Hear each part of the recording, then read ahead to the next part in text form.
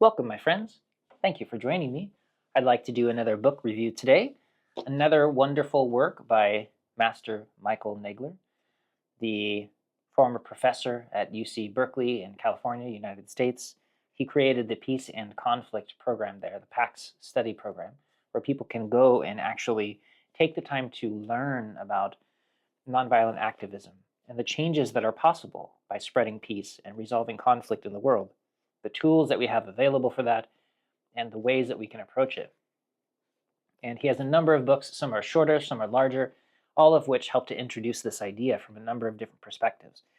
This one, The Third Harmony, is subtitled Nonviolence and the the New Story of Human Nature.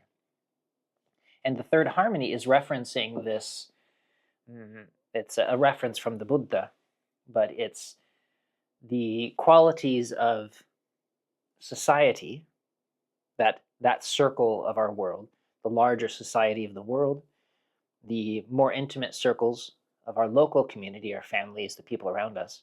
That's the second harmony. The third circle, the third harmony, includes our deeper selves and nature. And he's referencing that we need to include all three of these harmonies, all three of these circles of inclusion, in order to heal, to recognize that it's all actually one expression. We can't really exclude ourselves from larger society, either local or worldwide.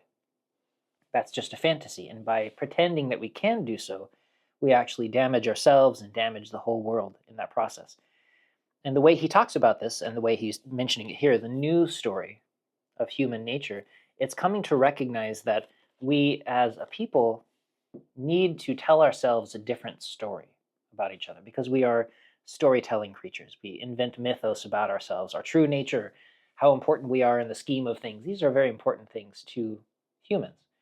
And part of the stories that we tell ourselves is that we are all separate, that it's possible for me as an individual to benefit myself by damaging someone else.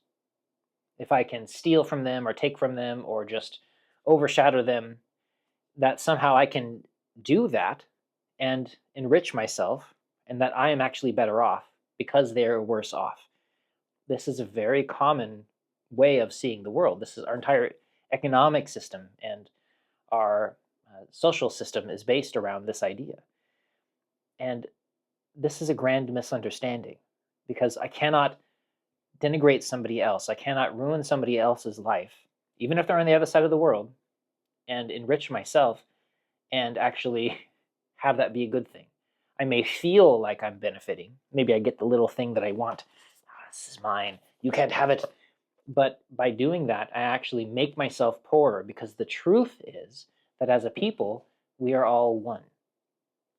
And we need to have a new story about this. We need to tell ourselves the new story about the truth of our nature, the truth of our connection. That all three of those harmonies, all three of those circles of inclusion are all one.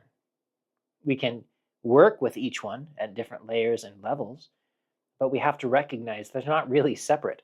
I cannot, for instance, destroy the climate of the planet and personally benefit from that. I'm part of the planet. I'm part of that circle as well. And likewise, I cannot personally make changes for myself and imagine that it's not affecting the rest of the world. We're one flow of qi. And that's the Chinese medicine take upon it. And so to understand that is a very important quality, because we act upon the stories that we tell ourselves. Our self-definition comes from the stories that we tell ourselves about who we are, about what the world is like around us. And Michael details how we can go about creating this new story. And not just a story in the sense of fiction, but a story in the sense of understanding the truer relationship of the world. And there are plenty of examples in here he goes about to help you understand and to prove that fact, because Michael, of course, is a scholar. And there's a huge section of references in the back, websites and studies that you can check out, and further books that you can follow if you want to continue down this line of exploration.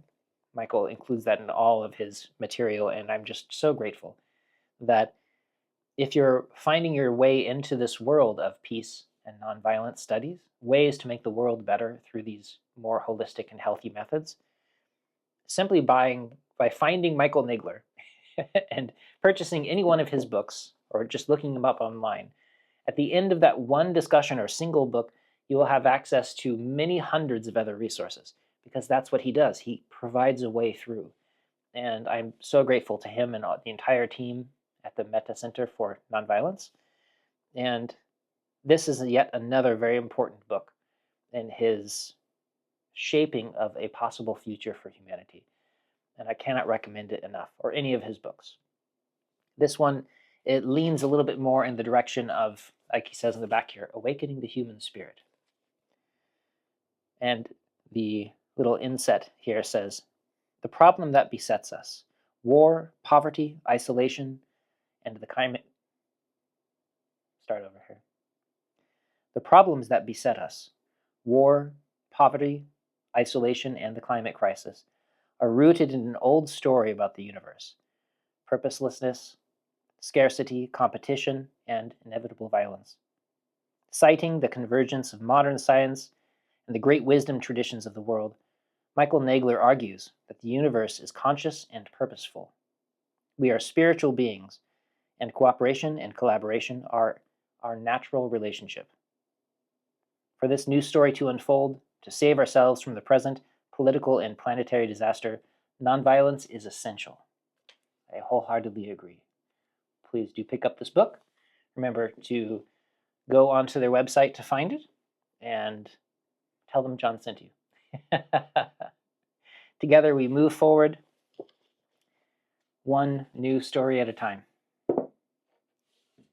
Thank you for joining me, my friends.